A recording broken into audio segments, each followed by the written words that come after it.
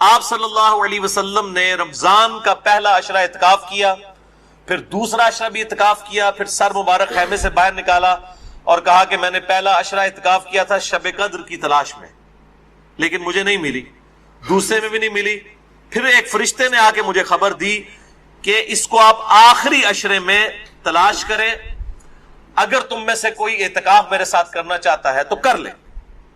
اور پھر آپ صلی اللہ علیہ وآلہ وسلم نے فرمایا مجھے خواب میں وہ رات دکھا دی گئی، اور اس میں مجھے رات میں وہ خواب میں دکھائی گئی، لیکن پھر مجھے بھلا دی گئی۔ سنقرئک فلا تنسى الا ما شاء اللہ، اے نبی ہم تمہیں پڑھائیں گے، تم کبھی نہیں بھولو گے مگر جب اللہ چاہے گا۔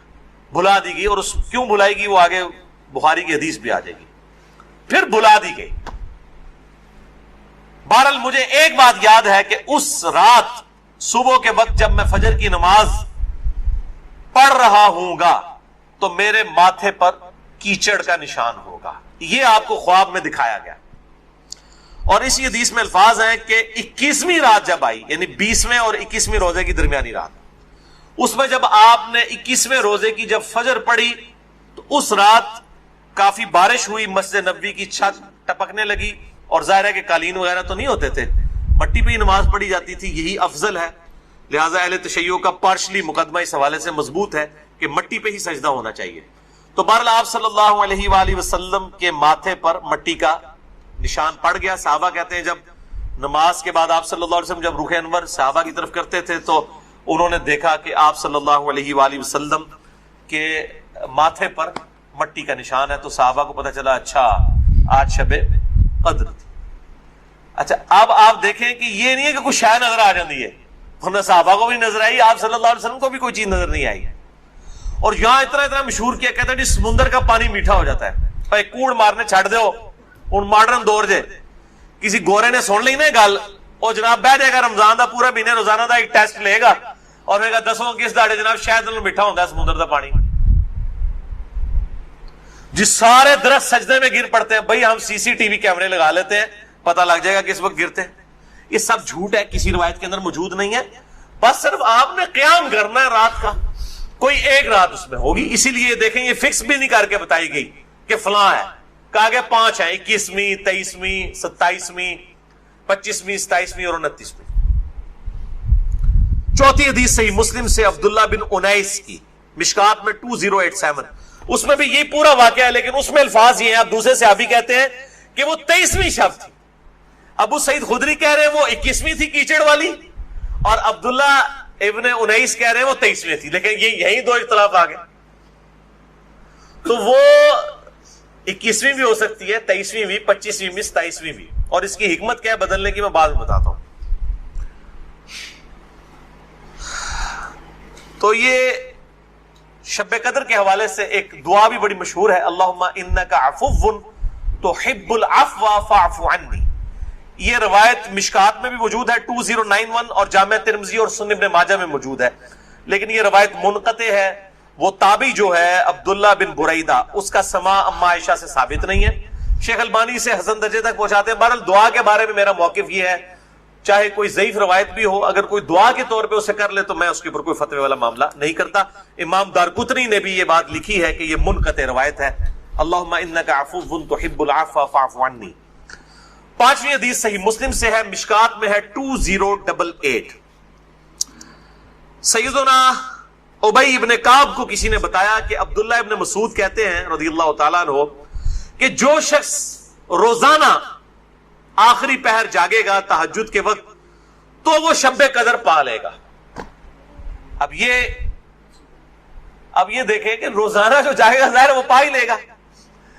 عبداللہ ابن مسعود کی جب یہ بات پہنچی ابی ابن کعب تک تو انہوں نے کہا اللہ تعالیٰ ہمارے بھائی پہ جو ہے وہ رحم فرمائے۔ انہوں نے شاید یہ بات اس لیے کہی کہ لوگ صرف اکتفا ہی نہ کر لیں رمضان کے قیام پہ ہی، اس لیے انہوں نے یہ بات کی ہوگی، ورنہ ہمارے بھائی عبداللہ ابن مسعود کو یہ بات خوب پتا ہے کہ شب قدر جو ہے یہ رمضان کے آخری عشرے میں آتی ہے۔ اور پھر انہوں نے کہا کہ میں اللہ کی قسم اٹھاتا ہوں کہ شب قدر جو ہے وہ 27ویں رات ہے، اور تابعی کہتے ہیں کہ انشاءاللہ کے بغیر قسم کھائی کیونکہ اگر آپ انشاءاللہ کے ساتھ قسم کھائیں نا تو وہ قسم ڈاؤٹ فل ہوتی ہے کہ اگر اللہ نے چاہا تو. انشاءاللہ کے بغیر قسم کھائی جاتی ہے تو کنفرم ہوتا ہے کہ وہ بات ڈیفینیٹ کر رہا ہے, کرنے والا واقعی قسم کھا رہا ہے. تو پھر پوچھا گیا آپ کو کیسے پتا ہے کہ 27ویں ہے؟ انہوں نے کہا اس لیے کہ آپ صلی اللہ علیہ وآلہ وسلم نے ہمیں نشانی بتائی ہے کہ اس رات جب سورج صبح کے وقت طلوع ہوتا ہے تو بغیر شعاؤں کے ہوتا ہے, یعنی بالکل ٹکیاں نکلتی ہے. اور ویسے تو عموماً ویسے بھی ٹکیاں نکلتی ہے لیکن وہ شاید زیادہ دیر تک کے لیے ٹکیاں رہتی ہے. اب حالانکہ باقی روایتوں کے اندر 21ویں 23ویں بھی آیا اور یہ قسم اٹھا کے 27ویں, تو اس سے مراد پھر تطبیق یہ ہوگی کہ جو انہوں نے پائی ہے وہ اس سال 27ویں کو آئی ہوگی, ورنہ تو یہ بدلتی رہتی ہے. چھٹی حدیث صحیح بخاری سے ہے, مشکات میں 2095, کہ آپ صلی اللہ علیہ وآلہ وسلم شب قدر کا دن بتانے کے لیے کہ آپ کون سی رات کو یہ آئے گی باہر تشریف لائے, تو دو مسلمان آپس میں جھگڑ رہے تھے. یہ جھگڑنے کی نوسط دیکھیں. آپ صلی اللہ علیہ وسلم بھول گئے اور آپ نے فرمایا کہ مجھے اللہ نے بتائی تھی وہ رات لیکن پھر مجھے بھلا دی گئی, سنقرئک فلا تنسى الا ما شاء اللہ. اور پھر آپ نے فرمایا کہ اس وجہ سے بھلائی گئی کہ یہ دو مسلمان آپس میں جھگڑ رہے تھے, اور پھر کہا ہو سکتا ہے کہ اللہ کی اسی میں بہتری ہو, یہ بھی ساتھ کہہ دیا, ورنہ انہوں دو مسلمانوں نے لوگ قیامت تک کوستے رہتے. بھائی اللہ نے بتانا ہوتا تو بعد میں بتا سکتے, اللہ کے لیے تو کوئی مسئلہ نہیں تھا, اسی میں بہتری ہو, اور یہ واقعی بہتری ہے. اور پھر فرمایا اب تم اسے 21ویں 23ویں اور 25ویں میں تلاش کرو. اب یہاں 27ویں 29ویں کا ذکر کوئی نہیں ہے, وہ الگ سے حدیث میں. تو حکمت یہ ہے بیسیکلی اس کو ڈیفرنٹ کرنے میں تاکہ لوگ یہ پورا عشرہ جو ہے وہ اہتمام کریں. دوسرا لوگ کہتے ہیں جی جس رات میں قرآن نازل ہوا تھا وہ ہوگی تو کوئی ایک ہی رات نا, یا 21ویں ہوگی, یہ تو نہیں ہے کہ 14 اگست اس دفعہ جو ہے 14 اگست کو آئے تو اگلی دفعہ 14 اگست جو ہے وہ 21 اگست کو آ جائے, اس طرح تو نہیں ہوگا. 14 اگست تو 14 اگست کو ہی آئے گا. تو یہ کیا وجہ ہے کہ قرآن جس رات میں نازل ہونا شروع ہوا وہ تو یا 21ویں تھی یا 23ویں تھی یا 25ویں یا 27ویں یا 29ویں, تو اگلے سال بھی وہی ہونی چاہیے. تو یہ دنیاوی اعتبار سے تو یہ بات بالکل ٹھیک ہے. لیکن جب اللہ تعالیٰ نے اس کی سیلیبریشن اس طرح کر دی ہے کہ اس سال میں اس کی سیلیبریشن کروں گا 21ویں کو, اگلے سال 23ویں کو, اس سے اگلے سال 27ویں کو, اس سے اگلے سال پھر شاید 21ویں کو ہو جائے, پھر کبھی 29ویں کو, تاکہ یہ روٹیٹ کرتی رہے, مسلمانوں کا شوق برقرار رہے. اس میں نظر کچھ نہیں آنا ہوتا, بس قیام کرنا ہوتا ہے. اللہ تعالیٰ 82 سال کی عبادت کا ثواب لکھ دے گا. اور اس کا آسان طریقہ میں آپ کو اینڈ پہ 2 حدیثیں بتا دوں گا سستر وجود لوگوں کے لیے انشاءاللہ میرے جیسے. 7ویں حدیث بھی بخاری اور مسلم دونوں میں ہے, مشکات میں 2090. اما عائشہ کہتی ہیں کہ جب رمضان کا آخری عشرہ ہوتا تو آپ صلی اللہ علیہ وسلم عبادت کے لیے کمر بستہ ہو جاتے, خود بھی راتوں کو جاگتے اور اپنے گھر والوں کو بھی جگایا کرتے. اللہ تعالی ہمیں بھی اس سنت پر عمل کرنے کی توفیق عطا فرمائے, آمین. 8ویں حدیث صحیح مسلم سے ہے, مشکات میں 2089. اما عائشہ رضی اللہ تعالیٰ عنہ کہتی ہیں کہ آپ صلی اللہ علیہ وسلم جس قدر رمضان مبارک کے آخری عشرے میں عبادت اور سخاوت والا معاملہ کرتے تھے, پورا سال کبھی ایسا نہیں کرتے تھے, اس آخری عشرے میں خصوصاً.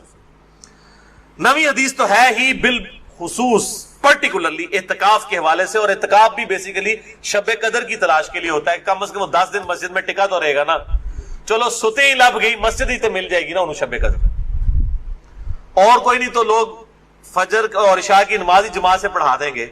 خراٹے لے رہے ہوں تو اعتکاف والوں کی تو ویسے ہی شام میں دائی ہوتی ہے بیچاروں کی, اعتکاف والوں کو تو رات کو بھی نہیں سونے دیتے, اور درس بھی مجبوراً بیچارے اعتکاف والوں کو ہی سننا پڑتا ہے. تو بخاری اور مسلم میں یہ حدیث ہے, مشکات میں 2097. اما عائشہ رضی اللہ تعالیٰ عنہ کہتی ہیں کہ آپ صلی اللہ علیہ وسلم رمضان کے آخری عشرے کا اعتکاف فرمایا کرتے تھے یہاں تک کہ آپ کی وفات ہو گئی. ہر سال اعتکاف کرتے تھے آپ صلی اللہ علیہ وآلہ وسلم.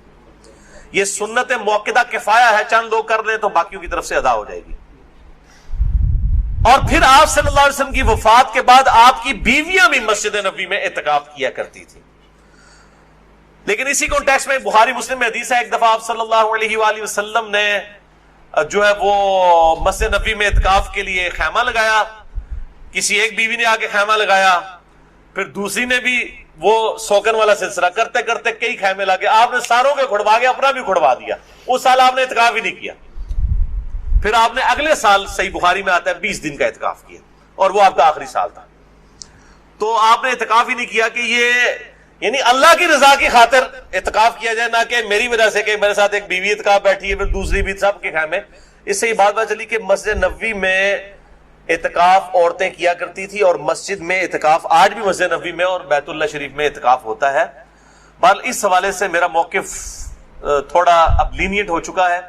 اب جو پرفتن دور ہے جس کے اندر یہ موبائل کیمرے اور ویڈیوز اور سیکیورٹی تقریباً ختم ہو چکی ہے مسجدوں کی، اس صورتحال میں اگر عورتیں گھروں میں اعتکاف کر لیں تو اجتہاداً اس میں بھی کوئی حرج نہیں ہے، کیونکہ مسجدیں جو ہے آج کل عورتوں کے اعتکاف کے اعتبار سے خطرے سے خالی نہیں ہے. جیسا کہ یہ موبائل فون ہے اور لوگوں کی اگلے دن بھی اخبار میں خبر آئی تھی، وہ تصویر کسی کی چڑھا دی، اس طریقے سے اس عورت نے خودکشی کر لی. اس قسم کے واقعات ہوتے ہیں، لہٰذا اس میں میرا خیال ہے اہل حدیث جو سختی کرتے ہیں وہ نہیں کرنی چاہیے. حنفیوں کا موقف مجھے مضبوط لگتا ہے خصوصاً اس دور کے اعتبار سے. میں حرام نہیں کہہ رہا، مسجد میں بیٹھنا بہتر ہے، مسجد نبی شریف میں جہاں پہ سیکیورٹی ہے بیٹھے، لیکن ہمارے ملک کے اندر میں نہیں سمجھتا کہ سوائے چند ایک جگہوں کے اس طرح کی سیکیورٹی اویلیبل ہو. جہاں پہ ہو ضرور کریں. لیکن عورت نفلی روزہ اور اعتکاف اپنے خاوند کی مرضی کے بغیر نہیں کر سکتی، ذرا یہ ذہن میں رکھیے گا. 10ویں حدیث جامعہ ترمذی میں ہے، سنن نبی داؤد میں ہے، سنن ابن ماجہ میں. مشکات میں 2102 انس ابن مالک کا بیان ہے کہ آپ صلی اللہ علیہ وسلم رمضان کے آخری 10 دن میں اعتکاف فرمایا کرتے تھے، لیکن ایک سال نہ کر سکے تو اگلے سال 20 دن کا اعتکاف فرمایا. وہ ایک سال وہ بیویوں کی وجہ سے ہی نہیں کیا. اور صحیح بخاری میں 2099 نمبر حدیث ہے کہ جس سال آپ کی وفات ہوئی یہ 20 دن والا اعتکاف آپ صلی اللہ علیہ وآلہ وسلم نے اس سال کیا تھا جس سال آپ کی وفات ہوئی. اور اس بخاری کی حدیث میں الفاظ ہیں کہ اس سال پھر جبرائیل علیہ السلام کے ساتھ 2 دفعہ دورہ قرآن کیا.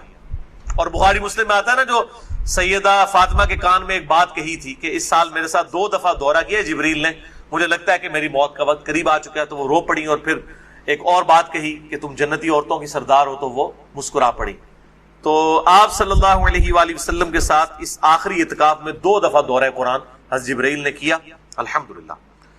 یہ تلک عشرۃ کاملہ 10 پوری ہوئی. اب آخری 2 حدیثیں شارٹ کٹ گفٹ کے طور پر شب قدر کا آسان قیام پانے کے لیے. پہلی حدیث صحیح مسلم سے ہے 1491 اور مشکات میں بھی ہے 630. سیدنا عثمان ابن عفان رضی اللہ تعالیٰ عنہ علیہ السلام کہتے ہیں کہ نبی صلی اللہ علیہ وآلہ وسلم نے فرمایا جس شخص نے عشاء کی نماز جماعت سے پڑھ لی گویا اس نے آدھی رات کا قیام کیا، اور پھر جس نے فجر کی نماز بھی جماعت سے پڑھ لی گویا اس نے پوری رات کا قیام کیا.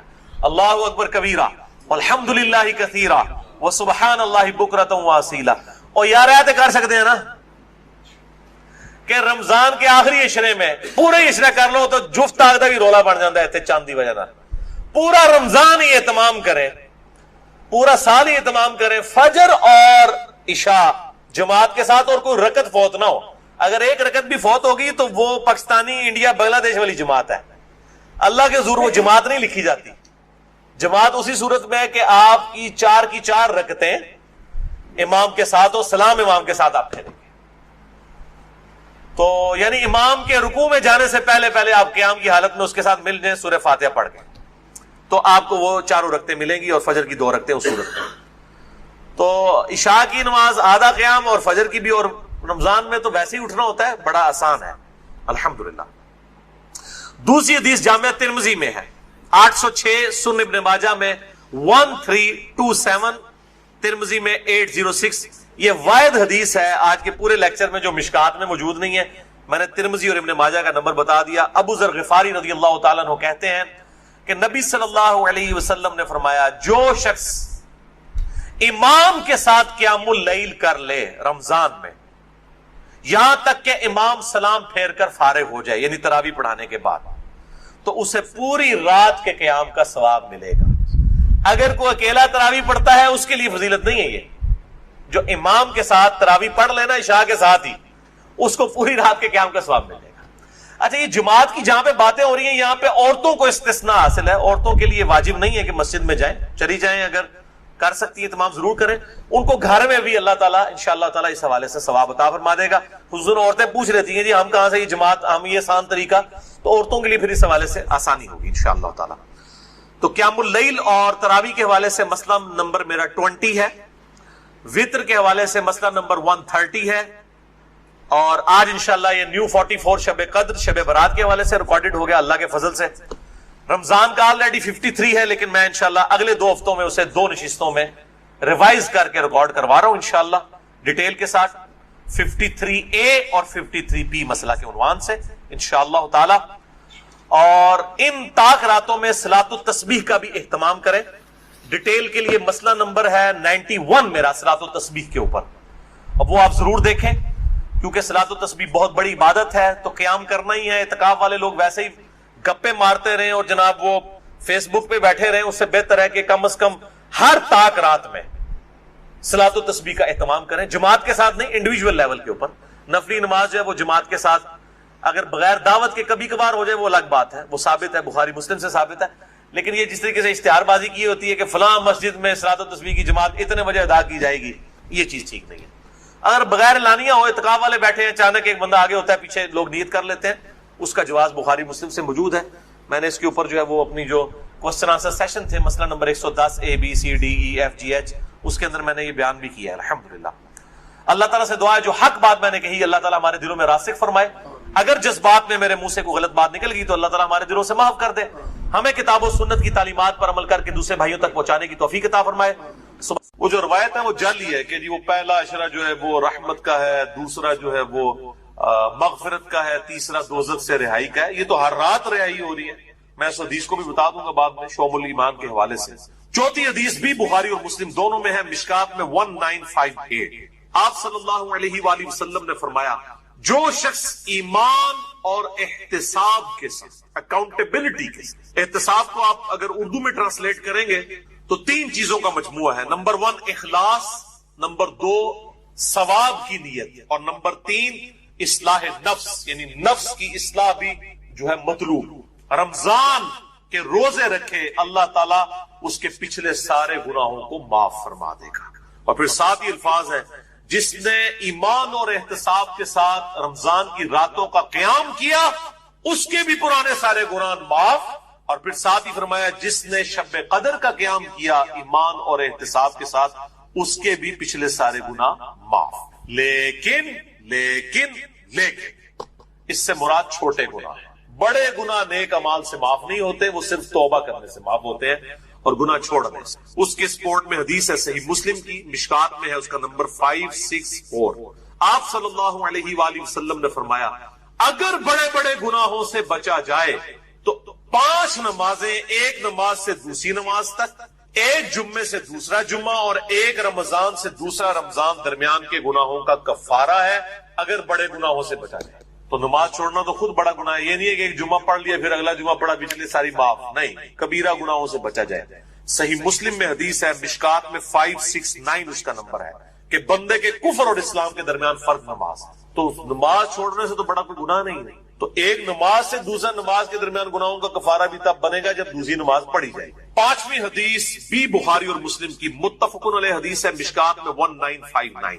آپ صلی اللہ علیہ وسلم نے فرمایا رمضان مبارک میں ہر نیک عمل 10 سے 700 گنا تک بڑھا دیا جاتا ہے، اس لیے ہم کوشش کرتے ہیں کہ زکوٰۃ رمضان کے مہینے تاکہ زیادہ ثواب ملے، اور پھر زکوٰۃ ہوتی بھی لیونر ایئرز کے اعتبار سے، وہ سولر ایئرز کے اعتبار سے نہیں دینی ہوتی ہے، چاند کے مہینوں کے اعتبار سے دینی ہوتی ہے، تو وہ آسان ہو جاتا ہے حساب رکھنا۔ ویسے آپ ایک رمضان میں نکال لیں اور پھر پورا سال دیتے رہے، یا اگلے سال کی بھی پیشگی نکالی جا سکتی۔ زکوٰۃ میں نے ڈیٹیل سے لیکچر مسئلہ نمبر 95A اور B دے دیا، جسے شوق ہو تو وہ دیکھیں۔ اور ساتھ ہی الفاظ ہیں بخاری و مسلم کے، اللہ تعالیٰ فرماتا ہے بے شک روزہ خاص میرے لیے ہے اور میں ہی اس کی جزا دوں گا۔ باقی نیکیوں کا تو پتہ چل جاتا ہے، روزہ انسان اور اس کے رب کے درمیان ایک راز ہے، اگر کسی شخص نے خود نہیں بتایا تو وہ چھپ کر کھا پی لے تو پتہ نہیں چلے گا۔ تو اللہ تعالیٰ ہمارا یہ میرے اور میرے بندے کے درمیان چونکہ خاص عبادت ہے، خاص میرے لیے ہے، میں اس کی جزا دوں۔ اور پھر 7 الفاظ ہیں، میرا بندہ اپنی خواہش اور کھانے کو میری وجہ سے ترک کرتا ہے۔ روزہ دار کے لیے 2 خوشیاں ہیں، پہلی خوشی افطار کے وقت اور دوسری خوشی اس وقت جب وہ اپنے رب سے ملاقات کرے انشاءاللہ۔ اور پھر 7 الفاظ ہیں، روزہ دار کی منہ کی بو اللہ تعالیٰ کو کستوری کی خوشبو سے بھی بڑھ کر عزیز۔ پھر 7 الفاظ ہیں، روزہ ڈھال ہے، یعنی ایک ڈھال ہے گناہوں سے بچنے کی. جب تمہارا روزہ ہو تو فحش گوئی اور گناہوں سے اجتناب کرو. اگر روزے کی حالت میں کوئی تم سے جھگڑا کرے تو اس سے کہہ دو کہ میں روزے کی حالت میں. اللہ تو ڈر، میرا بھی روزہ تیرا بھی روزہ یار، جان چھاٹ. یعنی بجائے یہ کہ ترکی بترکی جواب دیا جائے، لڑائی کی جائے روزے کی حالت میں. ویسے روزے کی حالت میں انسان کی حالت بھی ایسی ہوتی ہے کہ انسان کہتا ہے یار کو نیڑے نہ ہی لگے، متھے نہ ہی لگے. خصوصاً عصر سے مغرب کا جو وقت ہے اس وقت بڑا مشکل ہوتا ہے، انسان کو گفتگو کرنے کو بھی دل نہیں کرتا. اسی لیے تقویٰ بھی حاصل ہوتا ہے، شہوت بھی ٹھنڈی ہوتی ہے، ہر چیز ٹھنڈی ہو جاتی ہے. ظاہر جب انسان روزہ رکھتا ہے تو روزہ ڈھال ہے.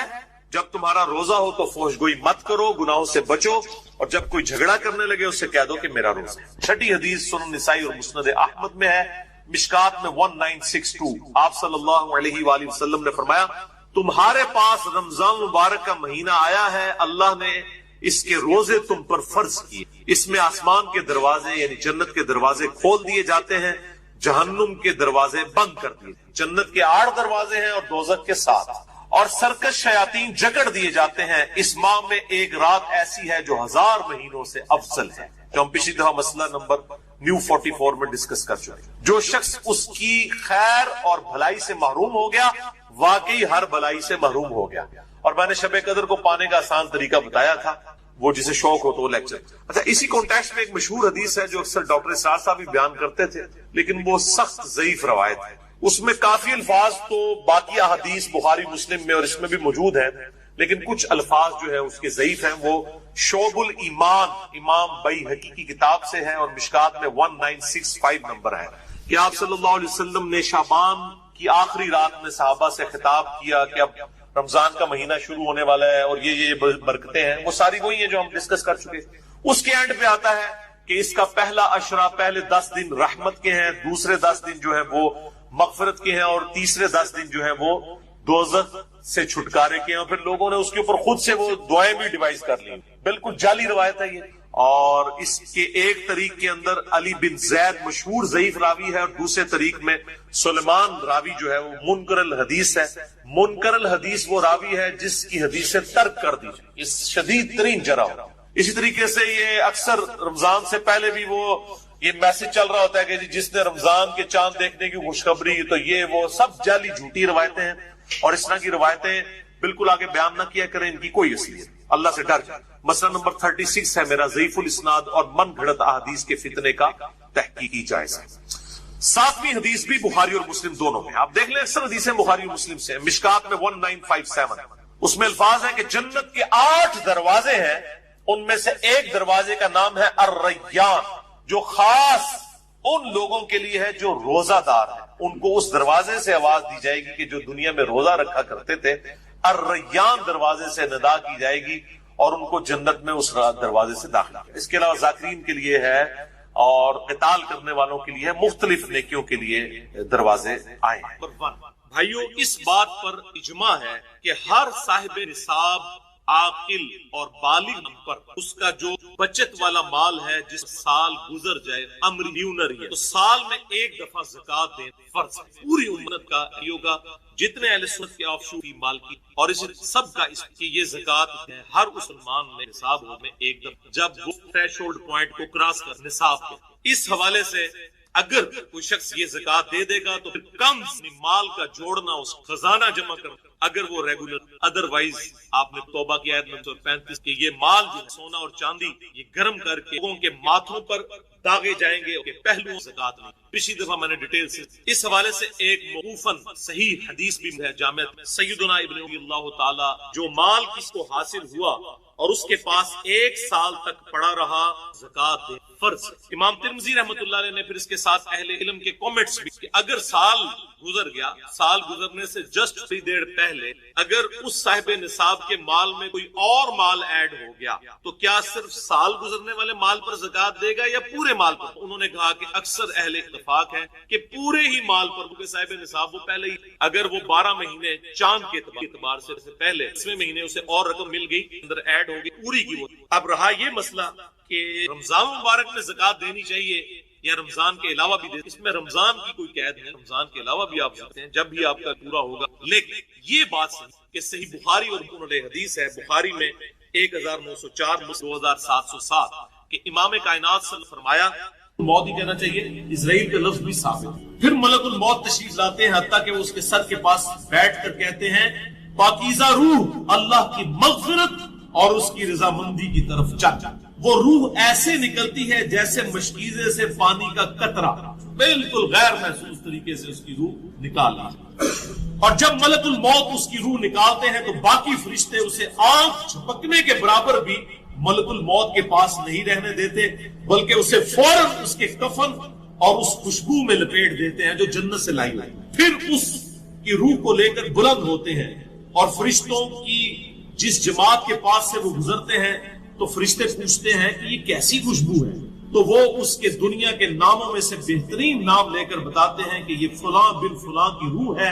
हत्ता कि वो उसे आसमाने दुनिया तक ले पहुंचते हैं और उसके लिए दरवाजे खोलने की इजाजत तलब करते हैं, तो जन्नत के जो आसमानों के दरवाजे हैं उसके लिए खोल दिए जाते हैं। फिर हर आसमान के मुकर्रब फरिश्ते अगले आसमान तक उसे प्रोटोकॉल देते हुए उस रूह के साथ जाते हैं, हत्ता कि उसे 7वें आसमान तक पहुंचा दिया जाता है। तो अल्लाह ताला फरमाता है, मेरे बंदे का नाम आमाल इल्लीयीन में लिख दो, जो सूरतुल मुतफ्फिफीन में आया है। इल्लीयीन और सिज्जीन ये दो मुकामात, ईमान वालों की रूहें जो है इल्लीयीन में उनका नाम आमाल लिखा जाता है, और जो मुनाफिकीन है मुजरिम है सिज्जीन में लिखा है। सूरतुल मुतफ्फिफीन सूरत नंबर 83 है, पारा नंबर 30 के अंदर। और उसे वापस दुनिया की तरफ ले जाओ, क्योंकि मैंने इन्हें इसी दुनिया से पैदा किया और इसी में इन्हें लौटाऊंगा और फिर दोबारा उसी से निकालूंगा। फिर उसकी रूह उसके जिस्म की तरफ लौटा दी जाती। लेकिन ये लौटना दुनिया का सा लौटना नहीं होगा, यानी वो लौटने के बाद ये नहीं है कि मुर्दा कब्र में कोई बैठ जाएगा हमें नजर आएगा। ये सब कुछ बरज़की मामलात होंगे जो मैंने पिछली दफा डिस्कस किए थे सूरह फातिर की आयत नंबर 42 के तहत, कि नींद की हालत में भी इंसान की रूह कब्ज होती है, लेकिन उसको चुटकी काटे तो वो जाग उठता है, रूह का ताल्लुक भी रहता है उस हालत में, बिल्कुल इस तरीके से एक डिफरेंट लाइफ है बरज़की। फिर दो फरिश्ते उसके पास आते हैं, यानी उसकी कब्र में, उसे बिठाकर पूछते हैं। अब ये वो 4 सवाल यहाँ पर आ रहे हैं इस डिटेल में। पहला सवाल करते हैं, तेरा रब कौन, मन रब? वो कहता है रब्बी अल्लाह, मेरा रब अल्लाह है। दूसरा सवाल पूछते हैं, तेरा दीन क्या, माँ दीनू, तेरा दीन क्या? तो वो कहता है मेरा दीन इस्लाम है। फिर पूछते हैं कि वो आदमी जो तुम में मबूस किए गए वो कौन है? अब यहाँ पर वो डिटेल है, अल्लज़ी बुइसा फीकुम, वो शख्स जो तुम में मबूस किया गया था वो कौन था? तो ये जो कहते हैं ना कब्र में आप सल्लल्लाहु अलैहि वसल्लम आ जाते हैं, तो कि किसी हदीस में इसमें डिटेल आ गई कि उससे पूछा जाता है जो शख्स तुम में पैगंबर बनाकर भेजा गया वो कौन था? तो वो कहता है हुआ मुहम्मद रसूलुल्लाह, वो अल्लाह के रसूल मोहम्मद सल्लल्लाहु अलैहि वसल्लम। मसला हाजिर और नाजिर मेरा रिकॉर्ड है, मसला नंबर 7, जिसमें मैंने ये तमाम शुबहात क्लियर किए। ये 3 सवालों के बाद अच्छा, जामिया तिर्मिज़ी में एक हदीस है 3120, उसमें अल्फाज हैं कि वो पूछते हैं मन नबीयू, तेरा नबी कौन है? इसमें तो है ना कि उस शख्स के बारे में तेरा क्या अकीदा है, उसमें मन नबीयू का अल्फाज है। जामिया तिर्मिज़ी 3100। अच्छा, अल्लाह का शुक्र है कि ये नहीं पूछते तेरा फिरका कौन सा है, तू किस इमाम की तकलीद करता था, केड़ी मसीती तू नमाज पढ़ता है, देख लो कोई चीज। तेरा रब कौन है, तेरा दीन और नबी सल्लल्लाहु अलैहि वसल्लम। तो दुनिया में भी हम यही कहते हैं, अल्लाह रसूल कुरान, यही बात। तो कब्र के अंदर जाकर भी यही सवाल। अब वो जब 3 सवालों के जवाब देता है तो फरिश्ते 4था सवाल उससे पूछते हैं, जो मैंने कब्र का 4था सवाल, मसला नंबर 78, तुम्हें कैसे पता चला, इन 3 सवालों के जवाब तुम्हें कैसे आए?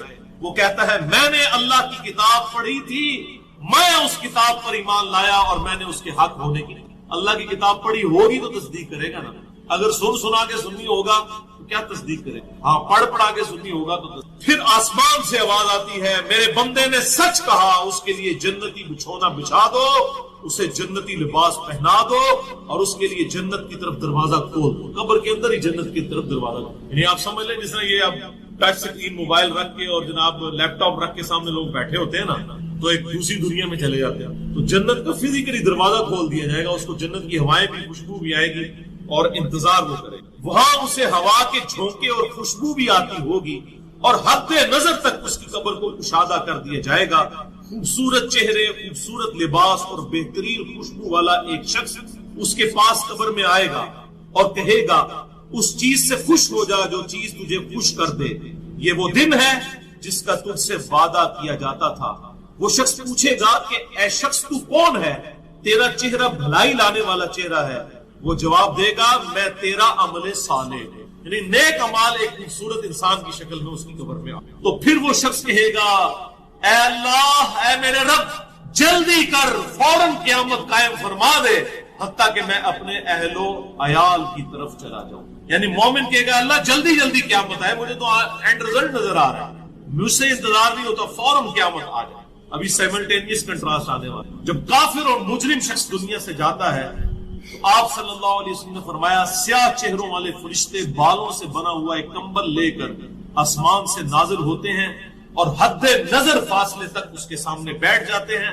پھر ملک الموت، موت کا فرشتہ آتا ہے، حتیٰ کہ اس کے سر کے پاس بیٹھ جاتا ہے اور کہتا ہے خبیث روح اللہ کی ناراضگی کی طرف چل۔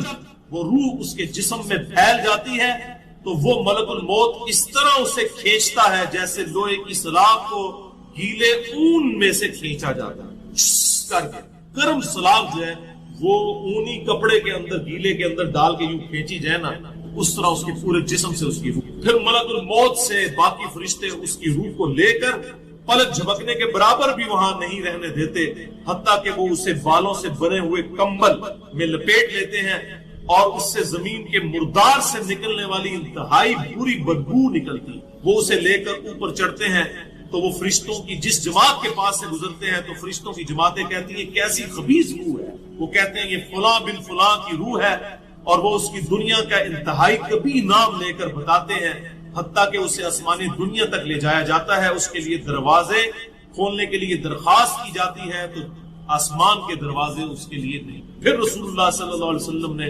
سورۃ الاعراف کی آیت پڑھی کہ ان کے لیے آسمانوں کے دروازے نہیں کھولے جائیں گے، وہ جنت میں داخل بھی نہیں ہوں گے حتیٰ کہ اونٹ سوئی کے سوراخ سے۔ یہ سورۃ الاعراف کی آیت آپ سے۔ پھر آپ صلی اللہ علیہ وسلم نے فرمایا کہ اللہ تعالیٰ فرماتا ہے اس کی کتاب کو سب سے نچلی زمین میں سجین میں لکھ دو، پھر اس کی روح کو شدت کے ساتھ پٹ کھا جاتا ہے۔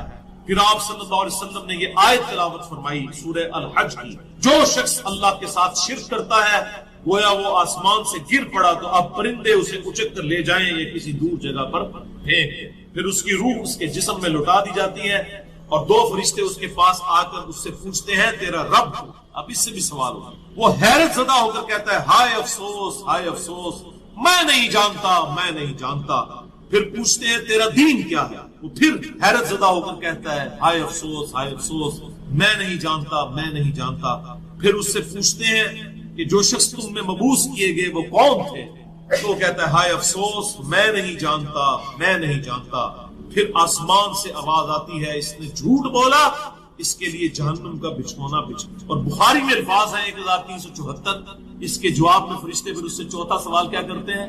لا دریتا ولا تلیتا، اور تو نے خود پڑھ کر سمجھنے کی کوشش کیوں نہیں کی؟ یا جو لوگ سمجھے ہوئے لوگ تھے، کتاب و سنت کے منہج پر چلنے والے لوگ تھے، ان کے ساتھ وہ کیوں نہیں چلا؟ اللہ تعالیٰ فرماتا ہے اس کے لیے جہنمی بچھونا بچھا دو، جہنم کی طرف ایک دروازہ کھول دو، وہاں سے گرمی اور گرم ہوا اس کی قبر میں آتی رہے گی۔ اس کی قبر کو اس قدر تنگ کر دیا جائے گا کہ اس کی پسلیاں ایک دوسرے کے اندر داخل ہو جائیں گی، اور ایک قبیح چہرے والا شخص قبیح لباس میں انتہائی بدبودار حالت میں اس کے پاس آئے گا اور اسے کہے گا تمہیں ایسی چیزوں کی بشارت ہو جو تمہیں غمزدہ کر دیں، یہ تیرا وہ دن ہے جس کا تجھ سے وعدہ تھا۔ وہ پوچھے گا تو کون ہے؟ تیرے چہرے سے تو خیر کی توقع نظر نہیں آتی۔ وہ جواب دے گا میں تیرا خبیث عمل ہوں۔ بات عمل کے ساتھ ہی ہے، صرف کلمہ پڑھنا کافی نہیں، عمل۔ پھر وہ کہتا ہے میرے رب قیامت قائم نہ کرنا، اے میرے رب قیامت قائم نہ کرنا۔ مومن کیا کہتا ہے؟ قیامت قائم کر رہے اللہ۔ اب یہ وہ حدیث ہے وہ جس اس آیت کو حل کرتی ہے جو پچھلی دفعہ ایک بھائی نے سوال بھی کیا تھا۔ سورہ یاسین کی آیت نمبر ہے 52۔ قالوا یا ویلنا من بعثنا من مرقدنا، یعنی جب قبروں سے نکالا جائے گا مجرموں کو وہ کہیں گے ہائے افسوس، ہمیں کس نے ہماری قبروں سے باہر نکالا؟ تو اللہ تعالیٰ کیا فرمائے گا؟ ھذا ما وعد الرحمن وصدق المرسلون، یہی ہے وہ جس کا وعدہ رحمان نے کیا تھا اور رسولوں نے سچا کہا۔ وہ کہتے ہیں جی منکرین عذاب قبر کہتے ہیں جی وہ انسان کو کہتے ہیں ہماری قبروں سے کس نے اٹھا لیا تو اس پہ عذاب تو نہیں ہوتا؟ عذاب تو ہو رہا ہے۔ آپ دیکھیں اس حدیث میں کیا کہہ رہا ہے اللہ قیامت قائم نہ کرنا، یعنی یہ عذاب تو آیا، قیامت آئی تو پھر بڑا عذاب بھی مجھ پر آئے گا۔ تو اسی لیے وہ اس حیرت زدہ ہوگا قیامت والے دن کہ اب میرے اوپر اگلی مصیبت آ گئی، عذاب کی چوتھی اور فائنل قسط بھی میرے پر آنے والی۔ اللہم اجرنا من النار۔ 11ویں حدیث سنن نسائی میں 1834، مشکات میں 1629۔ ابو ہریرہ رضی اللہ تعالیٰ عنہ کہتے ہیں آپ صلی اللہ علیہ وسلم نے فرمایا جب مومن شخص کی موت کا وقت آتا ہے تو رحمت کے فرشتے سفید ریشم لے کر آتے ہیں اور کہتے ہیں راضی ہونے والی پسندیدہ روح نکل، اللہ کی راحت اور رزق کی طرف چل، رب تجھ پر ناراض نہیں۔ تو وہ بہترین کستوری کی خوشبو کی طرح نکلتی ہے، حتیٰ کہ وہ ایک دوسرے سے اسے لے کر اس طرح کرتے کرتے آسمان کے دروازوں تک پہنچ جاتے ہیں۔ تو وہ کہتے ہیں زمین سے یہ کیسی پاکیزہ خوشبو تمہارے پاس آئی ہے، وہ اسے مومنوں کی روح کے پاس لے جاتے ہیں، یعنی نیک آدمی کی روح کو، جو پہلے مومن مر چکے ہیں ان کی روحوں کے پاس، تو انہیں اس کے آنے پر اس سے بھی زیادہ خوشی ہوتی ہے، یعنی مومن انتظار کر رہے ہوتے ہیں، ویلکم کرتے ہیں، جیسا کہ تم میں سے کسی کو اپنے بچھڑے ہوئے شخص کے ملنے پر خوشی ہوتی ہے۔ تو وہ آلریڈی جو مردہ روحیں وہاں پر پہنچی ہوتی ہیں، جو مر چکے شخص جو ہوتے ہیں ان کی روحیں، وہ نئی آنے والی روح سے پوچھتے ہیں فلاں کا کیا حال ہے، فلاں کا کیا حال ہے۔ پھر وہ کہتے ہیں اسے چھوڑ دو کیونکہ یہ ابھی ابھی دنیا کے غم میں مبتلا ہو کر یہاں پر آیا ہے۔ تو مرنے والا شخص کہتا ہے کہ تم جس شخص کے بارے میں مجھ سے پوچھ رہے ہو وہ تو فوت ہو چکا ہے، کیا تمہارے پاس نہیں آیا؟ وہ کہتے ہیں اسے تو اس کے ٹھکانے ہاویہ یعنی جہنم میں پہنچا دیا گیا ہے۔ اور جب کافر شخص کی موت کا وقت آتا ہے تو عذاب کے فرشتے بالوں کا لباس لے کر اس کے پاس آتے ہیں اور اسے کہتے ہیں ناراض ہونے والی ناپسندیدہ روح نکل، اللہ کے عذاب کی طرف چل۔ وہ مردار کی انتہائی بدبو کی صورت میں نکلتی ہے، حتیٰ کہ وہ اسے زمین کے دروازے کے پاس لے آتے ہیں تو وہ کہتے ہیں یہ کتنی بدبودار ہے، حتیٰ کہ اسے کافروں کی روح کے پاس ملا دیا جاتا۔ اب دیکھیں کہ وہ مومن پوچھ رہے ہوتے ہیں، اب میں اس کو ٹرانسلیٹ کر رہا ہوں، برا نہیں بنانا، وہ مومن کہتے ہیں کہ فلاں شخص کا کیا حال ہے، فلاں بزرگ، فلاں مولوی صاحب، فلاں حضرت صاحب کی طرح۔ وہ کہتے ہیں وہ تو جناب کروں نا مار بیٹھے تو آڑے کو نہیں پہنچے، اور پھر فرشتے جناب اتنے نہیں آئے جو دوزخ کی تھے، دیکھ لیں۔ یعنی وہ اسی لیے پوچھ رہے ہوتے ہیں کہ تو چل ہم تک پہنچ گیا، فلاں بھی ایک دنیا میں بڑا کوئی مشہور نیک آدمی تھا، وہ کدھر گیا؟ تبھی تو وہ ایکسپیکٹ کر رہے ہوتے ہیں نا اس کو کہ اس کو بھی یہاں پہ آنا چاہیے، تو ان کو بتایا جاتا ہے کہ بھئی وہ یہاں پر نہیں، وہ کہیں اور۔ 12ویں حدیث جامع ترمذی میں 1071 نمبر اور مشکات میں 130 نمبر ہے۔ سیدنا ابو ہریرہ کہتے ہیں نبی صلی اللہ علیہ وسلم نے فرمایا جب میت کو دفن کیا جاتا ہے تو دو سیاہ فام نیلی آنکھوں والے فرشتے اس کے پاس آتے ہیں، ان میں سے ایک کو منکر اور دوسرے کو نکیر کہا جاتا ہے۔ سیاہ فام نیلی آنکھوں والے خطرناک شکل کے فرشتے منکر اور نکیر۔ بس وہ کہتے ہیں تم اس شخص کے بارے میں کیا کہا کرتے تھے، یعنی نبی صلی اللہ علیہ وسلم کے بارے میں سوال ہوتا ہے تو وہ کہتا ہے وہ اللہ کے بندے اور اس کے رسول ہیں، میں گواہی دیتا ہوں کہ اللہ کے سوا کوئی معبود نہیں اور محمد صلی اللہ علیہ وسلم اس کے بندے اور رسول ہیں۔ وہ دونوں فرشتے کہتے ہیں ہمیں پتا تھا تم یہی جواب دو گے۔ پھر اس کی قبر کو لمبائی اور چوڑائی میں 70 ہاتھ کشادہ کر دیا جاتا ہے، یہ 70 کہتے ہیں کثرت، حد نظر تک کشادہ کر دیا جاتا ہے۔ پھر اس کے لیے اس میں روشنی کر دی جاتی ہے، پھر اسے کہا جاتا ہے سو جا، وہ کہتا ہے میں اپنے گھر والوں کے پاس واپس جانا چاہتا ہوں۔ پر میں نے ایک ڈیٹیل لیکچر ریکارڈ کروایا مسئلہ نمبر 56 کے فضائل اور سی احکاموں، 2 گھنٹے میں سارے ٹاپکس کور ہیں۔ اسپیسیفک سوال کو میں ایڈریس کر دیتا ہوں۔ سب سے پہلے تو سیغے ہیں، جو درود شریف کا جو سب سے پسندیدہ سیغہ ہے وہ وہی ہے جو ہمارے درود ابراہیمی کا پہلا جز اللہم صلی علی محمد وعلی آلہ۔ سنن نسائی میں حدیث ہے انٹرنیشنل کے مطابق 1293 اور ایک نمبرنگ کے مطابق ہے 1292۔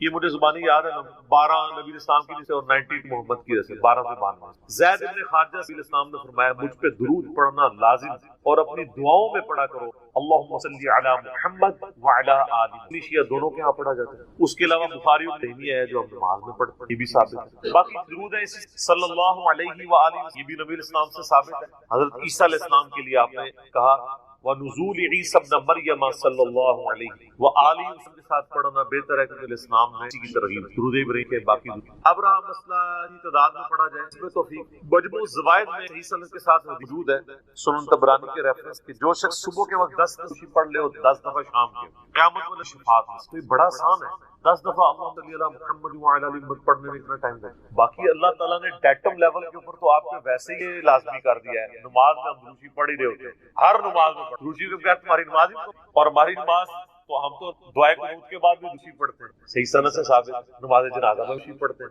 ہر جگہ مسجد میں داخل ہوتے ہیں وہ حدیثیں موجود، میں نے اس لیکچر میں ساری دی۔ ہر خطبے کے آغاز میں جس مجلس میں نبی علیہ السلام کا ذکر ہو وہاں پہ مولا علی حدیث ہے جامعہ ترمذی سند کے کہ نبی صلی اللہ علیہ وآلہ وسلم فرمایا وہ شخص کنجوس کے سامنے میرا ذکر ہو اور مجھ پر درود پڑھے. اللہم صلی علی محمد وعلی آل محمد. اور ترمذی میں ایک حدیث ہے وہ شخص تباہ و برباد ہو جس کے سامنے میرا ذکر ہو اور مجھ پر درود پڑھے. اللہم صلی علی محمد وعلی آل محمد. اور اس کے علاوہ سنن طبرانی میں ایک روایت ہے, اس روایت کی اختلاف ہے لیکن کچھ محدثین اسے صحیح سمجھتے ہیں, اس لیے میں ضرور بیان کرتا ہوں کہ جو شخص روزانہ 100 دفعہ درود تو قیامت والے دن اللہ تعالیٰ اسے کے ساتھ ہوگا اور اس کی دونوں آنکھوں کے درمیان لکھا ہوگا کہ یہ شخص منافقت اور دو کی آگ سے 100 دفعہ درود. میری تو کوشش 100 دفعہ درود روزانہ کم از کم ضرور پڑھا جائے. اگر کوئی روزانہ نہیں پڑھ سکتا 10 دفعہ تو پڑھ لیں. اور نبی اسلام کے آپ اکثر وظائف دیکھیں وہ 100 دفعہ ہی, اکثر وظائف جو زیادہ تعلیم کیے گئے, جیسے بخاری مسلم میں حدیث ہے کہ جو شخص 100 دفعہ پڑھ لے سبحان اللہ و بحمدہ, اس کے سارے گناہ معاف کر دیے گئے چاہے سمر کی جھاگ کے برابر ہو. اور جو شخص صبح و شام 100 دفعہ یہی پڑھے تو قیامت دن اس سے بڑھ کے کوئی عمل نہیں لے کے آ سکتا سوائے اس کے سے زیادہ وہ کلمات پڑھ لیں 100 کا. پھر بخاری میں 70 دفعہ استغفار کا ذکر ہے. پھر تسبیح فاطمہ بھی جو ہے 100 دفعہ ہے, 33 دفعہ سبحان اللہ, 33 دفعہ الحمدللہ, 34 دفعہ اللہ اکبر, یا 33 دفعہ اللہ اکبر اور 100 کا عدد پورا کرنے کی بخاری مسلم میں آتا ہے لا الہ الا اللہ وحدہ لا شریک لہ لہ الملک و لہ الحمد وہو علی کل شیء قدیر. یہ سارے 100 زیادہ تو آپ جتنا مرضی. جامع ترمذی میں حدیث ہے قیامت والے دن میرے سب سے زیادہ نزدیک وہ شخص ہو دنیا میں ان پہ سب سے زیادہ خوشی پڑا ہوگا.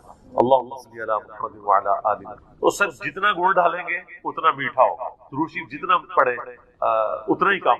نبی اسلام کی قرب کا ذریعہ, لیکن صرف درود شریف پہ زور ہو, نبی اسلام کی تعلیمات پہ زور نہ ہو تو یہ غلط. درود شریف کے لیے باوضو ہونا بھی شرط نہیں, یہ اللہ کا ذکر ہے اور ایسا ذکر ہے جس کوئی پروٹوکول نہیں. وضو پروٹوکول ہوتا ہے, نماز عام اذکار کے لیے پروٹوکول. ویسے آپ نے ادروائز ان اذکار کا استعمال نہیں ہوتا.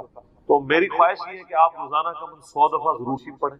اگر نہیں پڑھ سکتے صبح فجر کے بعد 10 دفعہ اور 10 دفعہ مغرب کے بعد صبح شام 10 دفعہ پڑھ لیں تاکہ شفاعت رسول صلی اللہ علیہ وآلہ وسلم حاصل ہو. پھر مسلم میں حدیث ہے, بخاری میں حصہ ہے کہ جو اذان کا جواب دے یعنی وہی مؤذن والے کلمات ریپیٹ کرے اس کے بعد درود شریف پڑھے اور الوسیلہ والی دعا مانگے, شفاعت اس کے لیے حلال ہو جائے گی. وہاں بھی صحیح مسلم میں حدیث ہے جو ایک دفعہ درود شریف پڑھے گا اللہ تعالیٰ اس پہ 10 رحمتیں نازل فرمائے گا. سنن نسائی میں حدیث ہے جو ایک دفعہ درود شریف پڑھے گا اللہ تعالیٰ اس پہ 10 رحمتیں نازل فرمائے گا, اسے 10 درجات بلند کر دے گا, اسے 10 نیکیاں عطا فرمائے گا, اس کے 10 گناہ معاف کر دے گا. اتنی بڑی فضیلت ہے سر, اتنی بڑی فضیلت مجھے بتائیں کس عمل کی ہوگی؟ نفلی عبادات میں افضل تر عبادت درود شریف. اچھا یہ درود شریف اللہ کی عبادت ہے کیونکہ آپ رجوع اللہ کرتے ہیں. اللہم صلی علی محمد وعلی آل محمد. یہ جو جمعے کے دن کے وظائف ہیں وہ آپ غروب آفتاب جمعرات اس سے لے کے جمعے کی مغرب تک کر سکتے. یہ نہیں ہوتا کہ جمعے کے دن کو جمعے والے دن خوشی پڑھنے کی ضرورت ہے. ابو داؤد کے اندر اور نسائی میں ابن ماجہ میں نبی صلی اللہ علیہ وآلہ وسلم فرمایا جمعے کا دن تمام دنوں کا سردار ہے. اسی دن آدم علیہ السلام پیدا ہوئے, وہ فوت ہوئے, دن پہلا سور پھونکا جائے گا, دوسرا سور پھونکا جائے گا, قیامت قائم ہوگی. تم جمعے والے دن مجھ پہ کثرت سے درود پڑھو, تمہارا درود پیش کیا جائے. تو صحابہ کرام نے جرأت کر کے پوچھا یا رسول اللہ جب آپ مر جائیں گے اور آپ کی دیاں مٹی میں مل گئی. سر یہ صحابہ کے الفاظ جب تک تو 95 سی, ورنہ آج کل کو سوال کر سکتا ہے. صحابہ کو اللہ کی کروڑوں رحمتیں وہ سوال کیے تو نبی علیہ السلام نے فرمایا کہ ان اللہ حرم علی الارض ان تأکل اجساد الانبیاء, بے شک اللہ نے مٹی پہ حرام کر دیا کہ کو کھائے. تو نبیوں سلامت ہیں, ان کو درود شریف پیش. جمعے والے دن کی خاص مدت ہے, جمعے والے دن 100 بار پڑھ لیں. نبی اسلام کی بارگاہ میں درود نسائی میں زمین پہ کچھ رشتے سیاحت کرتے ہیں, بس سلام پہنچاتے ہیں. اور میں نے دیکھا ہے کہ حقیقت بات ہے مسلمانوں کے جتنے مقام ان میں سے 2 مخالف کا بہت اہتمام ہے. نبی علیہ السلام کا مبارک ذکر, پہلے نمبر پہ شیعہ حضرات کہ وہ درود شریف کا بہت ہے, اور دوسرے نمبر پہ اہل حدیث. آپ عرب میں چلے جائیں, آپ وہاں پہ عربی پہ سنیں ان کے جمعوں کے, سر اگر ایک 3 دفعہ آ رہا ہے نا تو وہ قال النبی صلی اللہ علیہ وآلہ پورا پڑھیں. یہاں ہمارے لوگ بیان کرتے پوری تقریر, میرے حضور گئے, حضور آئے, حضور نے کیا, دوسری ایک دفعہ نہیں پڑھی کیونکہ ٹرینڈ میں نہیں. تو یہ ٹرینڈ سیٹ کرنا چاہیے, اور یہ بھی آپ کا کام ہے. جب کسی علماء سے آپ یہ بغیر درود کے نبی صلی اللہ علیہ وآلہ وسلم کا ذکر کر رہے ہیں تو آپ اسے بتائیں کہ یار چلو 4 دفعہ نام لیا ہے, ایک دفعہ تو درود شریف ساتھ پڑھتے ہیں. اور لیکن میں آپ کو بزرگوں کے جب نام لیں گے نا کبھی بغیر رحمت اللہ لے کے نہیں. آپ یہ دیکھیں کہ کبھی کوئی کہہ دے کہ شیخ عبد القادر جیلانی نے فرمایا, ہمیشہ کہیں گے رحمت اللہ علیہ. تو پھر سر ہم کیوں نہ کہیں کہ آپ بابوں کو اسلام سے اوپر سمجھ بغیر رحمت اللہ علیہ کا کبھی یہ ذکر نہیں کریں گے اپنے بابوں کو، لیکن نبی صلی اللہ علیہ وآلہ وسلم کا ذکر کر دیں۔ تو درود شریف کا اہتمام کرنا، نبی صلی اللہ علیہ وآلہ وسلم کی دلائی ہے۔ یہاں پہ میں ایک مسئلہ عرض کر دوں، جو درود شریف کے دشمن ہے نا اہل بیت کے، وہ اکثر اس چیز کو اٹھاتے ہیں، وہ کہتے ہیں ذکر ہے نا اللہم صلی علی محمد وعلی آل محمد، یہاں آل محمد سے مراد نبی اسلام کے اہل بیت نہیں بلکہ پوری امت ہے، کیونکہ قرآن میں تو آل فرعون کہا گیا ہے فرعونیوں کو، آل موسیٰ، تو یہ بھی آل محمد مراد ہے محمد والے نا۔ یہ کہانیاں اس وقت تک تھی جب تک کہ انجینئر صاحب کی بخاری مسلم میں سامنے نہیں۔ صحیح بخاری میں یہ الفاظ ہے کہ صحابہ کرام نے کہا اے اللہ کے محبوب صلی اللہ علیہ وآلہ وسلم، ہم نے سلام تو آپ پہ عرض کیا ہے السلام علیکہ ورحمۃ اللہ وبرکاتہ نماز میں، آپ ہمیں بتائیے کہ ہم آپ اور آپ کے اہل بیت پر، آپ اور آپ کی آل پہ اہل بیت، تو کوئی نبی الاسلام کا امتی جو غیر سید ہے اور وہ کہہ سکتا ہے میں اہل بیت ہوں، تو اہل بیت کے اگینسٹ آل محمد آپ نے تعلیم۔ درود شریف میں آل محمد سے مراد اہل بیت نبی الاسلام کی جو اولاد ہے، آل علی، آل عقیل، آل عباس، آل جعفر، صحیح مسلم میں غدیر۔ تو یہ یہاں آل مراد اہل البیت الاسلام، باقی ان پہ درود پڑھیں گے تو ہم پہ تو ویسی رحمتیں نازل ہو سکتی ہیں، ہم تک بھی پہنچ جائیں گی اس حوالے سے۔ تو یہ میں نے ایک ضمن مسئلہ عرض کر لیا، پخے چھوڑ رہے ہوتے ہیں، تو میں نے اس پہ میرا یوٹیوب بھی چڑھا ہوا ہے درود اور اہل بیت کے دشمن، میں نے بتایا تھا یہ اپنے بغض کا اظہار اس سے کر رہے ہیں، کسی ہضم نہیں ہو رہی ہو تو وہ جان بوجھ کے ایسی باتیں نکالتے ہیں۔ درود شریف پڑھیں، اور مجھے یاد ہے کہ 3-4 سال پہلے مجھے ایک بریلوی بھائی کا فون آیا تو مجھے کہنے لگے میں آپ کی وجہ سے مسلک چھوڑا، سب سیکھا، آپ سے کہ آپ جب شریف پڑھتے ہیں تو آپ صلی اللہ علیہ وآلہ، تو آپ میری پرانی ویڈیوز دیکھیں تو صلی اللہ علیہ وسلم ہوتا ہے، تو میں نے اس کا پھر یہ مشورہ مانا، تو پھر میں نے آہستہ آہستہ اپنے آپ کو اس کا عادی آلی بھی کہا جائے کہ صلی اللہ علیہ وآلہ وسلم، یہ چیز پسند ہے کہ آپ صلی اللہ علیہ وآلہ وسلم کے اہل بیت کا ذکر کیا جائے۔ درود ابراہیمی میں بھی اہل بیت کا ذکر کیا گیا۔ اچھا درود ابراہیمی میں بعض لوگ یہ جو آل ابراہیم تو آپ درود پڑھ رہے ہو، نہیں سر، یہودی میں کہاں درود، اس میں ہے کہ اے اللہ درود بھیج محمد صلی اللہ علیہ وآلہ وسلم کی آل اہل بیت کو جیسا کہ تو نے رحمت بھیجی تھی۔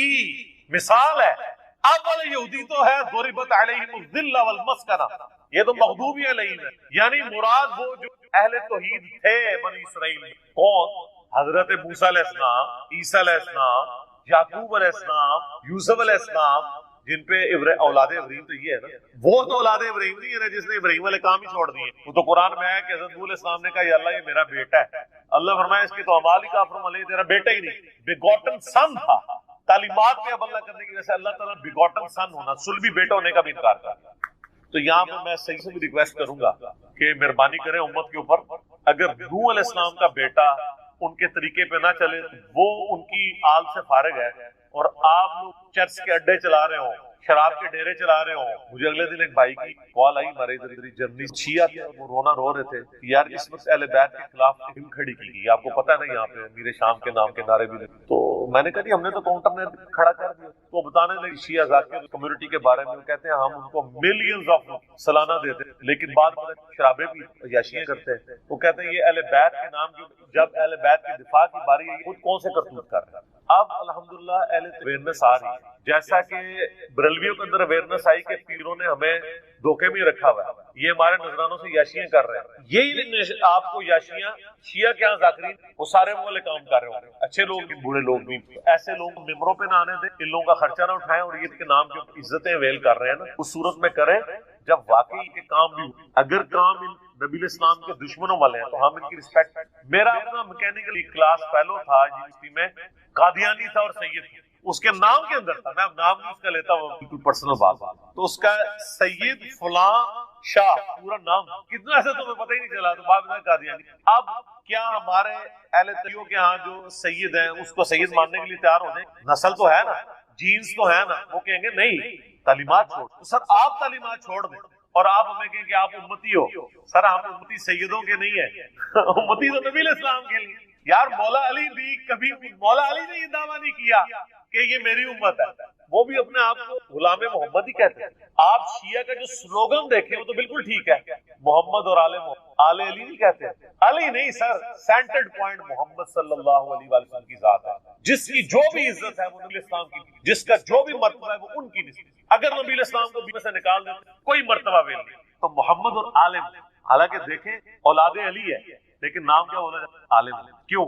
یہ اللہ نے رشتہ کروایا. سنن نسائی میں صحیح سند کے ساتھ حدیث ہے، پہلے حضرت ابوبکر نے رشتہ مانگا تھا نبی الاسلام سے سیدہ فاطمہ کے لیے، جب تک کہ حضرت خود سسر نہیں بنے تھے. نبی الاسلام نے کہا میری، پھر حضرت عمر نے مانگا، پھر میں چھوٹی، پھر حضرت علی نے مانگا تو رشتہ کر دیا، کیونکہ اللہ نے وحی کے ذریعے بتایا تھا کہ آپ کی اولاد یعنی جو آل محمد ہے وہ اولاد علی ہے. یہ سر آسمانی رشتہ طے ہوا، یہ چھوٹا معاملہ نہیں. تو اس لیے جو لوگ اولاد علی اور اہل بیت ہونے کا دعویٰ کرتے ہیں، خدا کے لیے اہل بیت کے نام کے اوپر آپ داغ نہ اور دھبا نہ بنے، بلکہ ان کی تعلیمات کو بھی آگے آگے. یہ ہمارا مقصد سے لے کے اگلے جمعے تک اس کے لیے نور ہو جائے گا اللہ. اور موقوفہ روایت جو دارمی کی اس میں ہے کہ اس کے اور خانہ کعبہ شریف کے درمیان ایک نور ہو جائے گا اگلے جمعے تک، یعنی اللہ تعالیٰ اس کو فضیلت دے گا. اور دارمی میں شب جمعہ کا ذکر ہے. یہ جو جمعے کے دن کے وظائف ہیں وہ آپ یعنی غروب آفتاب جمعرات اس سے لے کے جمعے کی مغرب تک کر سکتے. یہ نہیں ہوتا کہ جمعے کے دن کوئی کرتا. سورۃ الکہف کی جمعے کے دن یہ فضیلت ہے. سورۃ الکہف کی فضیلت میں وہ مسلم شریف کی حدیث بھی ہے نا کہ وہ ایک صحابی رات کے وقت سورۃ الکہف کی تلاوت کر رہے تھے تو ان کا گھوڑا بھی دک گیا. بادل اتنا قریب آیا آسمان کا کہ لگتا ہے کہ اب وہ گھوڑے پہ گرنے لگا تو گھوڑا بھی دک گیا. تو صبح نبی علیہ السلام کو آپ وہ فرشتے سے تمہاری تلاوت سننے کے لیے آئے. وہ بادل یہ والا نہیں تھا. نبی علیہ السلام جب تک دنیا میں موجود تھے اس وقت صحابہ کے ساتھ بھی ایسے واقعات ہوا کرتے، کیونکہ صحابہ کو اللہ تعالیٰ نے امت کے اوپر یعنی دعوت کا ذریعہ بنانا تھا. ان کا ایمان بہت ہائی لیول کا، اس وقت ایسے ایکسپیرینسز ہو جائے گا. سورۃ الکہف جمعے والے دن پڑھے، فضیلت ہے. جمعرات والے دن مغرب سے لے کے جمعے کی مغرب سے پہلے کسی بھی وقت آپ پڑھ سکتے. ٹھیک ہے نا. یہ جو بھی وظائف ہوتا ہے نا اسلام میں، جب دن کی بات ہو رہی ہوتی ہے نا تو دن سے مراد وہ پورے 24 گھنٹے ہوتے ہیں. اسلام میں 24 گھنٹے سٹارٹ ہوتے ہیں ایک مغرب سے اگلی مغرب. اچھا تو آج بھی مدینہ شریف میں گھڑی لگائی ہوئی ہے انہوں نے روزہ شریف میں، وہ باب ابوبکر کی طرف، اس کی ٹائم روزانہ آگے ایک بندہ سیٹ کرتا ہے، وہ مغرب سے مغرب 24 گھنٹے کرتے ہیں. ظاہر روزانہ سیٹ ہی کرنی پڑے گی نا اس اعتبار سے. تو باقی گھڑیاں جو ہیں ہمارے شمسی اعتبار سے چلتا ہے. تو جتنے وظائف آتے ہیں نا کہ یہ فلاں کام جمعے والے دن کرنا ہے، تو جمعے کے دن سے مراد ہے اس ایون یہ غسل والا معاملہ. اگر تو جمعے کے دن کو غسل نہیں کر سکتا تو جمعے اور جمعرات کی درمیانی رات اصل میں کہ ہفتے میں ایک دن، مسلم شریف کی حدیث ہے کہ ہر مسلمان پہ ہر مسلم پہ ہفتے میں ایک دن غسل کرنا واجب ہے، جس میں وہ اپنے جسم کی کا میل وہ آپ کسی بھی دن کر سکتے ہیں، لیکن سب سے بہتر ہے کہ آپ جمعے والے دن. ویسے مسلمان تو آپ کو پتا ہے پانی کی مچھلی ہے، مسلمان کا تو گزارا ہی نہیں ہوتا غسل کے بغیر. لیکن یہ جرم اسی لیے ہو رہا ہے کہ امت کو کہانی کرا دی کہ اس نے ایک دفعہ بھی کلمہ پڑھ لیا ہے اب جنت اس کی گارنٹیڈ، جو مرضی کرتا رہے. اور یہ بھی چیزیں آؤٹ آف کانٹیکسٹ پیش کی اس طریقے سے نہیں. صحیح بخاری کی حدیث ہے، نبی صلی اللہ علیہ وآلہ وسلم نے فرمایا میری پوری امت جنت میں جائے گی سوائے اس کے کہ جن میں جانے سے انکار کر. تو پوچھا گیا کہ من ابا یا رسول اللہ، کس نے انکار؟ تو آپ نے فرمایا کہ جس نے میرا حکم مانا وہ جنت میں جائے گا اور جس میری نافرمانی نے جنت میں جانے سے انکار کر. باقی وہ بات الگ ٹھیک ہے، بخاری مسلم میں حدیث ہے کہ نبی صلی اللہ علیہ وآلہ وسلم بار بار دور جائیں گے، اللہ تعالیٰ ان کے لیے تعداد بھرے گا، اللہ کے اذن سے آخر اس کو بھی جنت سے نکال کے جنت لے آئیں گے کہ جس کے دل میں رائی کے دانے کے برابر بھی. یہ کون سوچ سکتا ہے کہ کتنا عرصہ اس کو جہنم میں وہ پیریڈ گزارنا پڑا. اللہم اجرنا من النار. یہاں تو کہہ دیتے ہیں جناب ایک پھیرا لگے گا، آپ کو پھیرے کی لینتھ کی نہیں پتا. ہم لوگ تو 5 سے 10 سیکنڈ موم بتی کے فلیم کے اوپر نہیں ہاتھ رکھ سکتے. دنیا کی آگ، اور بخاری اور مسلم دونوں میں حدیث ہے کہ آخرت کی آگ دنیا کی آگ سے 70 گنا تیز. تو یہ بات کر دینا بڑا تھا. اچھا آپ اس کو دنیا میں اگر کسی کو پریکٹیکلی امیجن کروائیں نا تو وہ کام اٹھے. اگر کسی کو آ جائے نا کہ میں ایک جمعے کی نماز چھوڑنے پر یا ایک فجر ظہر اثر مغرب کی چھوڑنے پر، فجر چھوڑنے پر فجر سے لے کر ظہر تک ایک 10 بائی 10 کے کمرے میں رکھا جائے گا جس میں 100 کوبرا سانپ ہوں گے، 100 بچھو ہوں گے اور 100 اجدہے ہوں گے، بس صرف فجر سے ظہر تک تم نے وقت گزارنا ہے ایک نماز چھوڑ. تو وہ کام اس تصور، کیونکہ اس کو امیجن کرتے ہیں. آخرت چونکہ دیکھی نہیں ہے تو وہ کہتا ہے بس ٹھیک ہے دیکھی جائے گی انشاءاللہ تعالی جو کچھ بھی ہے تیرے معبود. جمعے کا معاملہ تو بہت سا. جمعے کی آپ اہمیت کا اندازہ اس بات سے لگا دیں، جمعے کی نماز کے اوپر ایک پوری سورت، اس کا نام ہی جمعہ ہے، سورت نمبر 62 پارہ نمبر 28، اور اس میں باقاعدہ اللہ تعالیٰ نے جمعے کی فرضیت کا ذکر کیا ہے. اعوذ باللہ من الشیطان الرجیم، بسم اللہ الرحمن الرحیم. یا ایھا الذین آمنوا اذا نودی للصلاۃ یوم الجمعہ، اے ایمان والو جب ندا دی، اذان دی جائے جمعے کے لیے، اس کی نماز کی جمعے کے دن، فاسعوا الی ذکر اللہ، تو جلدی سے لپکو اللہ کے ذکر کی طرف، وذروا البیع، اور تجارت چھوڑو، ذالکم خیر لکم، تم تعلمون، اسی میں تمہاری خیریت ہے اگر تم جانتے. فاذا قضیت الصلاۃ، ہاں جب نماز پڑھ چکے، فانتشروا فی الارض وابتغوا من فضل، اس کے بعد تم زمین میں پھیل سکتے ہو اور اللہ کے فضل کو تلاش کرو. آپ یعنی صرف جمعے کے اس ٹائم پیریڈ کے لیے آپ نے کاروبار زندگی کو ترک کر، واذکروا اللہ کثیرا لعلکم، اور اللہ کو بہت کثرت سے یاد کرو تاکہ تم فلاح پاؤ. جمعے کی فرضیت قرآن میں، اس سے آپ اس کی اہمیت کا اندازہ لگا. باقی اتنی نمازوں کا ذکر ہے وہ جنرل ہے ان کی فرضیت کے اعتبار سے، یا ایون سورۃ النور کے اندر صلاۃ الفجر اور عشاء اور ظہر کا ذکر آیا تو وہ پردے کے اعتبار سے ہے. فرضیت کا جہاں تک ذکر ہے نا اسپیسیفک، وہ جمعے کی نماز، اسی لیے اس کی سب سے زیادہ امپورٹنس، اور جمعے کی بھی نماز کی امپورٹنس، جمعے کی اس ایکٹیویٹی کی امپورٹنس ہے. نماز تو اللہ تعالیٰ نے اس دن ویسے ہی کم کر دی، 4 کی بجائے 2 فرض کر دی. خطبے کی امپورٹنس، اور یہ مسلمانوں کی ایک ویکلی پولیٹیکل گیدرنگ ہے، اور سالانہ پولیٹیکل گیدرنگ مسلمانوں کی نماز ہے، اور انٹرنیشنل گیدرنگ سالانہ جو ہے وہ حج کی.